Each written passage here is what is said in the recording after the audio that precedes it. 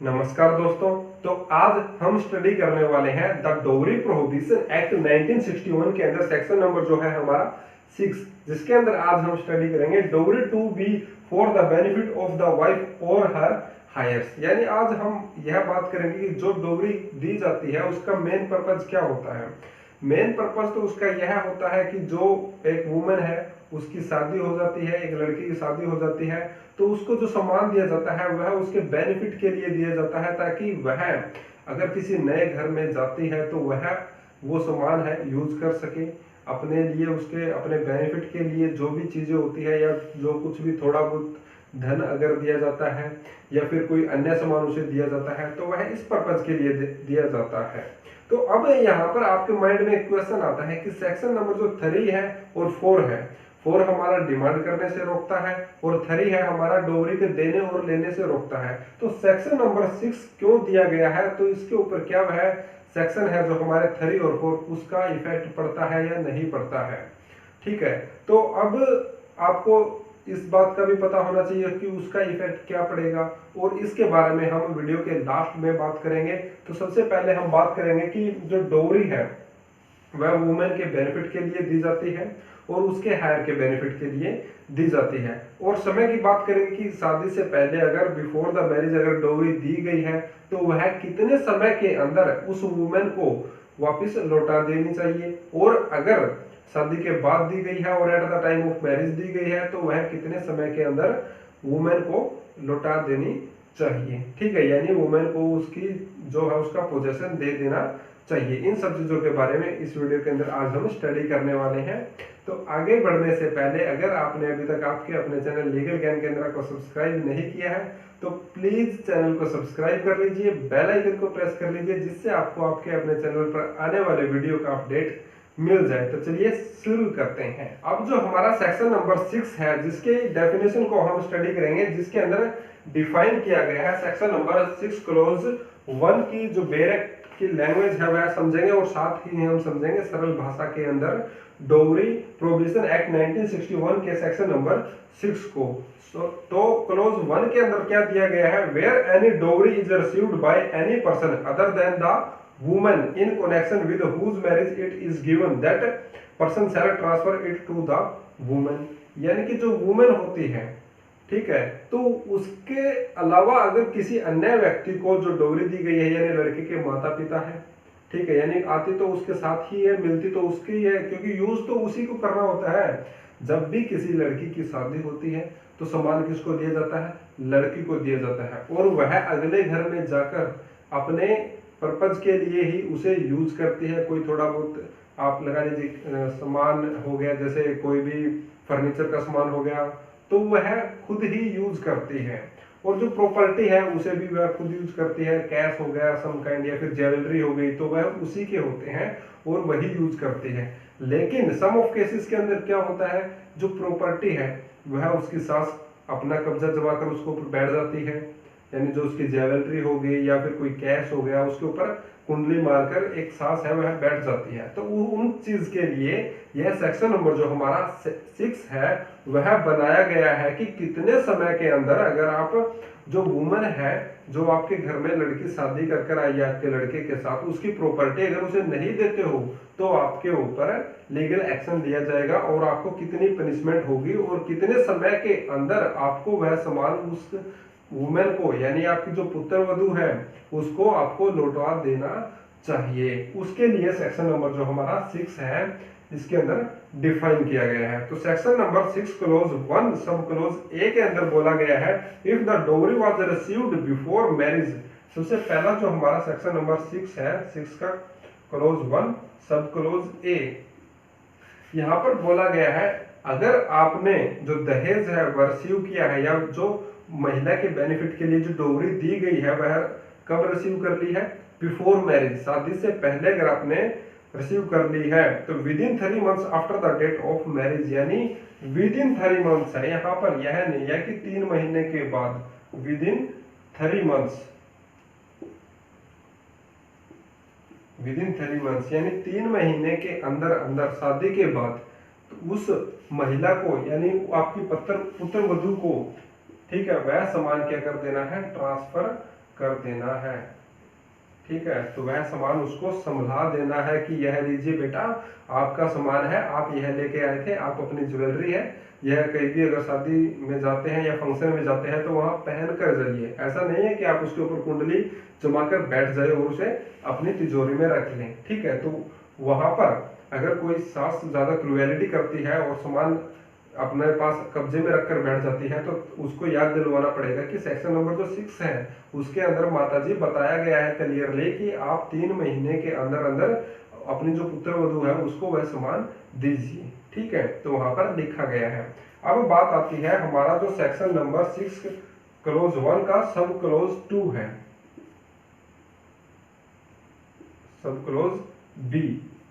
ठीक है, तो बी के अंदर क्या बोला गया, if the dowry was received at the time of or after the marriage within 3 months after the date of its receipt. यानी अब यहाँ पर यह भी बोला गया है, ये तो हो गया क्या,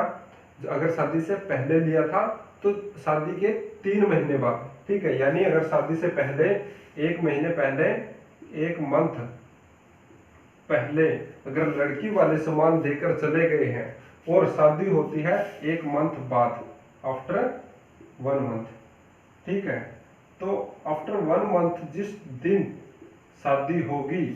उस डेट से लेकर और 3 महीने तक आगे तक उस समय से पहले पहले आपको वह सामान आपकी जो बहू है उसको लौटा देना है, जो वाइफ है उसको लौटा देना है। ठीक है, अब जो हमारा सब क्लोज बी है, if the dowry was received at the time or after the marriage. At the time यानी जिस समय पर शादी हुई है। कई बार हम शादी में जाते हैं और देखते हैं कि उधर दूल्हे के फेरे हो रहे हैं, दूल्हे और दुल्हन के फेरे हो रहे हैं, और दूसरी साइड क्या हो रहा है कि सामान है जो ट्रक के अंदर लोड किया जा रहा है। तो वह सामान कब होगा हमारा, जिस दिन शादी हो रही है, यानी जो भी शादी की डेट फिक्स हुई है उस दिन ही माना जाएगा कि उस दिन हमने सामान है जो वह रिसिप्ट कर लिया। Within 3 months after the date of its receipt. तो यहाँ पर रिसिप्ट की बात आई है, जब आप सामान रिसिप्ट कर लेते हैं, यानी रिसिप्ट आपने कर लिया तो उसके 3 महीने के अंदर अंदर with in 3 months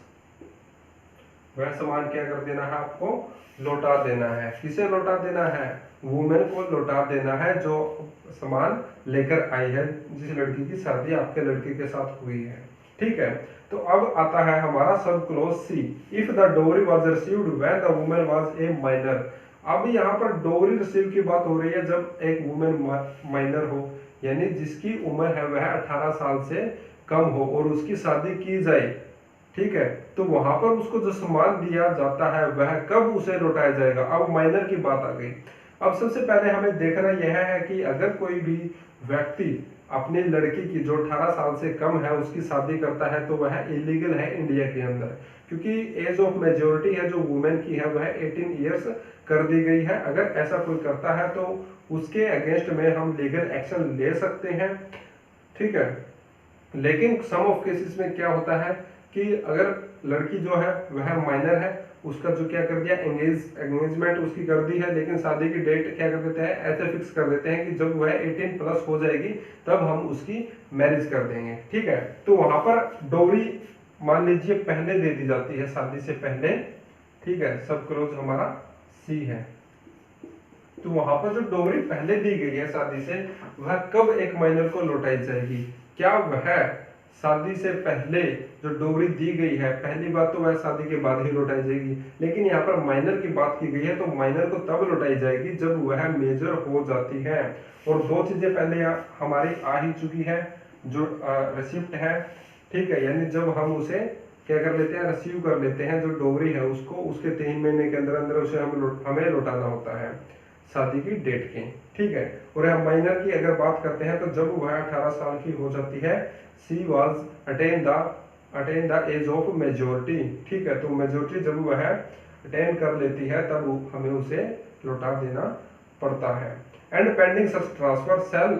hold it in trust for the benefit of the women. अगर हम उसे पेंडिंग रखते हैं तो उस ट्रांसफर को तो हम क्या कर सकते हैं, या फिर क्या किया जा सकता है, किसी भी ट्रस्ट है, ठीक है, तो उसको वह प्रॉपर्टी दी जाएगी होल्ड करने के लिए, रखने के लिए, ठीक है, एक वुमेन के बेनिफिट के लिए। अब आता है हमारा सेक्शन नंबर 6 का क्लोज 2, सेक्शन नंबर 6 का क्लोज 2, जिसके अंदर क्या बोला गया है, if any person fails to transfer any property as required by section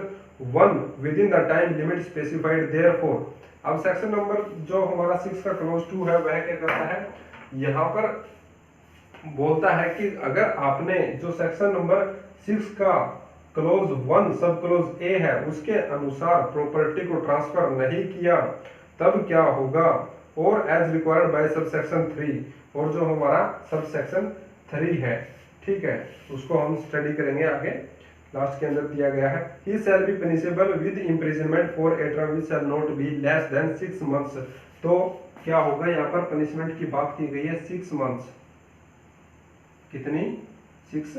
months, ठीक है, 6 मंथ्स पनिशमेंट होगी हमारी, बट विच में एक्सटेंड टू 2 इयर्स, और इसे बढ़ाकर कितना किया जा सकता है, मिनिमम कितनी होगी हमारी 6 मंथ्स, लेकिन एक्सटेंड कितनी हो सकती है वह भी हमें पता होना चाहिए, 2 इयर्स, यानी 2 साल तक इसे हम क्या कर सकते हैं, एक्सटेंड कर सकते हैं, बढ़ा सकते हैं। अगर आप जज बन जाते हैं तो आपको पता होना चाहिए कि मैं कितनी पावर है मेरे पास, 2 साल तक बढ़ा सकता हूँ भैया, ज्यादा नोटंकी करने की जरूरत नहीं है, अपने पोजेशन में रखने की सोचना भी मत प्रॉपर्टी को, नहीं तो 6 महीने की जगह 2 साल जाओगे। कभी ये सोचो कि क्या बात होती है, 6 महीने की तो जेल है, काट के आ जाऊंगा, ऐसा नहीं चलेगा। which shall not be less than 5,000 rupees but which may extend to 10,000 rupees। अब फाइन की बात करते हैं कि फाइन कितना लगाया जा सकता है। अब हमारा 5,000 तो मिनिमम है, ठीक है, और हमारा एक्सटेंड कितना किया जा सकता है, 10,000, यानी 10,000 रुपए तक क्या किया जा सकता है, एक्सटेंड किया जा सकता है। और अगर ज्यादा ही अगर आप स्मार्ट बन रहे हो या फिर ऐसा लगता है जज को कि भैया इसको तो यार सबक सिखाना ही पड़ेगा, तो क्या किया जाए, तो आपके ऊपर आपको 2 साल के लिए पनिशमेंट की जा सकती है और 5,000 रुपए की जगह 10,000 रुपए फाइन लगाया जा सकता है, ठीक है, दोनों ही आपको लगाए जा सकते हैं। अब आते हैं हमारा क्लोज नंबर जो 3 है सेक्शन नंबर 6 का, जिसके अंदर बोला गया है where the women entitled to any property under sub section 1 dies before receiving it. अगर यहाँ पर बोला गया है कि अगर जो वुमेन है वह उसकी रिसीव करने से पहले, ठीक है, यानी उसका पोजेशन होने से पहले उस प्रॉपर्टी पर, जो प्रॉपर्टी उसे उसकी शादी के दौरान मिली थी, अगर उसकी मृत्यु हो जाती है तो वह प्रॉपर्टी कहाँ जाएगी, वह प्रॉपर्टी कहाँ जाएगी, हमने डेफिनेशन में ही स्टडी किया था, हर हायर्स, जो उसके हायर्स होंगे उसके पास वह प्रॉपर्टी चली जाएगी। The heirs of the woman shall be entitled to claim it from the person holding it for the time being. जिस व्यक्ति ने उसे होल्ड करके रखा हुआ था प्रॉपर्टी को, हमारा जो क्लोज 3 है, यानी जो प्रॉपर्टी थी वुमेन के बेनिफिट के लिए दी गई थी, जो डोवरी थी, वह अगर किसी व्यक्ति ने होल्ड कर रखी थी तो वह किसको जाएगी, हायर्स को जाएगी, ठीक है, जो भी उस वुमेन के हायर्स होंगे। लेकिन इसके अंदर आगे भी दिया हुआ है जो हमारा प्रोवाइजो है, प्रोवाइजो के अंदर हम स्टडी करेंगे कि वह प्रॉपर्टी किस किस के पास जाएगी। Provided that where such women dies within 7 years of her marriage. अब यहाँ पर कंडीशन भी लगा दी गई है भैया कि अगर जो वुमेन है वह 7 साल के अंदर अंदर एक्सपायर हो जाती है या फिर 7 साल तक एक्सपायर हो जाती है, डाई यानी डेड हो जाती है, मर जाती है, तब क्या होगा, in the 7 years of her marriage, ठीक है, तब क्या होगा, तब उस प्रॉपर्टी का क्या किया जाएगा, otherwise than due to natural causes such properties है, तब वह प्रॉपर्टी किसको जाएगी, हायर्स को जाएगी। अगर जो नेचुरल है कि भाई हाँ ठीक है 8 साल हो गया, अब अच्छा खासा चल रहा था बिना किसी भी क्रुएल्टी के, या फिर जो बीमार है, कोई व्यक्ति बीमार की वजह से एक्सपायर हो जाता है, ठीक है, जो वुमेन है, या फिर किसी एक्सीडेंट में, किसी हादसे में अगर उसकी मृत्यु हो गई है, तब क्या होगा, if she has no children be transfer to her parents. अगर उसके कोई भी बच्चे नहीं है तो वह कहाँ पर जाएगी, सब क्लोज 1 क्या कहता है हमारा सेक्शन नंबर 6 क्लोज 3 क्लोज का सब क्लोज ए, वह उसके अगर कोई बच्चे नहीं है तो पेरेंट्स के पास चली जाएगी, वह प्रॉपर्टी होगी जो भी वुमेन की if she has children be transfer to such children and pending such transfer be had in trust for such children. तो सब क्लोज बी क्या कहता है कि अगर बच्चे हैं तो बच्चों के पास चली जाएगी, और वह क्या की जाएगी, अगर बच्चे माइनर है उसको प्रॉपर्टी को क्या नहीं कर सकते, होल्ड नहीं कर सकते हैं, तो वह ट्रस्ट को होल्ड करवा दी जाएगी, ट्रस्ट को दे दी जाएगी, ठीक है। और बाद में क्या होगा, जब भी चिल्ड्रन है वह मेजर हो जाएंगे तो वह प्रॉपर्टी उनको दे दी जाएगी। तो यह भी एक जो हमारा बच्चों का राइट बनता है, एक वुमेन का राइट बनता है, ठीक है। तो वे भी क्या है, वुमेन के लीगल हायर है, तो उनके पास प्रॉपर्टी है, जो डोवरी है वह चली जाएगी। अब आता है हमारा सेक्शन नंबर 3 का क्लोज हमारा 3A, where a person convicted under subsection 2 for failure to transfer any property as required by section 1, section हमारा 6 का 3 क्लोज ए क्या कहता है, अगर जो व्यक्ति है वह फेल हो जाता है, जो हमारी इंस्ट्रक्शन दी गई है सेक्शन नंबर जो हमारा 6 का क्लोज 2 है उसके अनुसार, ठीक है, अगर फेल हो जाता है ट्रांसफर करने के लिए प्रॉपर्टी को, और क्लोज 1 के अनुसार, और subsection 3 has not before his conviction under that subsection transfer such property to the woman entitled thereto, or as the case may be her heirs parents or children, the court shall, तो court क्या कर सकती है कि order करेगी कि उसके जो बच्चे हैं, पेरेंट्स हैं या फिर जो वुमेन है उनको प्रॉपर्टी दी जाए। In addition to awarding punishment under that section direct by order in writing that such person shall transfer the property to such women, और कोर्ट ऑर्डर करेगी रिटर्न में कि जो वुमन है उसकी प्रॉपर्टी उसको ट्रांसफर की जाए या फिर उसके जो लीगल हायर है उनको ट्रांसफर की जाए। As the case in the order and if such person fails to comply with the direction within the period so specified, an amount equal to the value of the property may be recovered from him as if it were a fine imposed by such court and paid to such woman, or as the case may be her heirs। अगर मान लीजिए court के बोलने के बाद भी वह व्यक्ति क्या नहीं करता है, वह प्रॉपर्टी है जो उसको ट्रांसफर नहीं करता है उस वुमेन को, या फिर जो वुमेन मर गई है उसके बच्चों को, या फिर अगर बच्चे भी नहीं है तो उसके पेरेंट्स को, तब क्या होगा, जो कोर्ट है वह क्या कर देगी, उसके अगेंस्ट में या फिर उस व्यक्ति के ऊपर फाइन लगा देगी, और जो प्रॉपर्टी है उसके इक्वल भी फाइन लगा सकती है, और बोल सकती है कि आप इस वुमेन को दो या फिर इनके जो लीगल हायर है उसको दो, लीगल हायर यानी बच्चे या फिर पेरेंट्स जो भी हो गया है। अब जो हमारा सेक्शन नंबर 6 है उसका क्लोज 4 हमें दिया गया है, जिसके अंदर बोला गया है, जो मैंने स्टार्टिंग में आपको बात बोली थी कि सेक्शन नंबर 3 और 4 का यहाँ पर कोई भी इफेक्ट नहीं पड़ेगा। Nothing content in this section shall affect the provisions of section 3 और 4। जो हमारा सेक्शन 3 है, ठीक है, जहां पर डोवरी की गिविंग और टेकिंग की बात की गई है, और सेक्शन नंबर जो हमारा 4 है जिसके अंदर डिमांडिंग डोवरी की बात की गई है, तो उसका कोई इफेक्ट नहीं पड़ेगा यहाँ पर सेक्शन नंबर जो हमारा 6 है, क्योंकि जो प्रॉपर्टी है वह क्यों दी जा रही है, वह प्रॉपर्टी इसलिए दी जा रही है ताकि वुमेन का बेनिफिट हो सके। क्योंकि अगर कोई भी वुमेन नए घर के अंदर जाती है तो ऐसा तो नहीं है कि उसको जो सास है उसे जो घर की चाबियां हैं, तिजोरी की चाबियां हैं, जाते हैं उसको संभला देगी। तो इसलिए जो फैमिली होती है, जो लड़की के माता पिता होते हैं, वह ये सोचकर कि हमारी लड़की है ताकि आगे जाते ही उसको वहां से कुछ मांगना न पड़े। तो इसके लिए जो हमारा कल्चर है उसके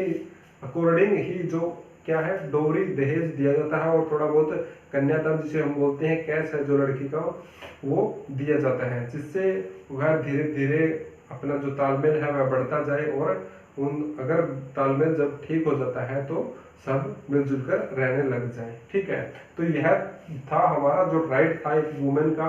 जिसके अंदर अगर कोई सास कुंडली मारती है किसी भी बहू की प्रॉपर्टी पर तो उसको उसकी प्रॉपर्टी देनी होगी विद इन 3 मंथ के अंदर अंदर। ठीक है, after the marriage receipt of the date, या फिर बिफोर मैरिज करते हैं तो आफ्टर द मैरिज है उसको देनी होगी 3 महीने के अंदर। तो आई होप आपको जो सेक्शन नंबर 6 है हमारा उसके सभी क्लोज समझ में आए होंगे। अगर फिर भी आपको कोई बात समझ में नहीं आती है तो वीडियो को कमेंट सेक्शन में जाकर कमेंट करें और पूछें हमसे अपना क्वेश्चन, हम आपका आंसर जरूर देंगे। तो मिलते हैं नेक्स्ट वीडियो के साथ, तब तक के लिए take care, bye bye, thank you.